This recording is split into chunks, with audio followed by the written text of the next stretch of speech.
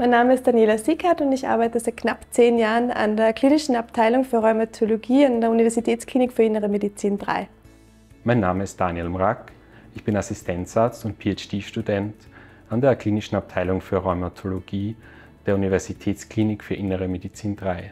Patienten unter einer immunsuppressiven Therapie, also Medikamente, die das Immunsystem dämpfen können, haben ein schlechteres Ansprechen gegenüber einer Covid-19-Impfung.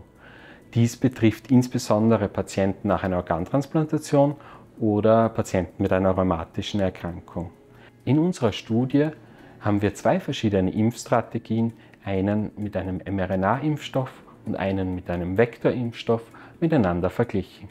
Wir haben unsere Studie zu einer Zeit durchgeführt, als noch sehr, sehr wenig bekannt war, wie sich immunsuppressive Therapie nun wirklich aufs Impfansprechen der Covid-19-Impfung auswirkt. Deshalb war es für unsere Patientinnen an der Rheumatologie extrem wichtig und spannend, diese Daten, aber nicht nur von unserem Fachbereich, sondern auch von anderen Disziplinen, die auch immunsuppressive Therapie verwenden.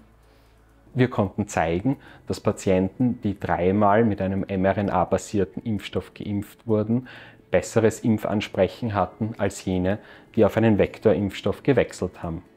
Insgesamt zeigte sich die Auffrischungsimpfung in diesem Risikokollektiv als sehr wirkungsvoll. Mein persönlicher Medunevin-Moment war, als wir die Universität an einer groß angelegten Impfstudie zur Covid-19-Impfung im Austria Center Wien repräsentieren durften.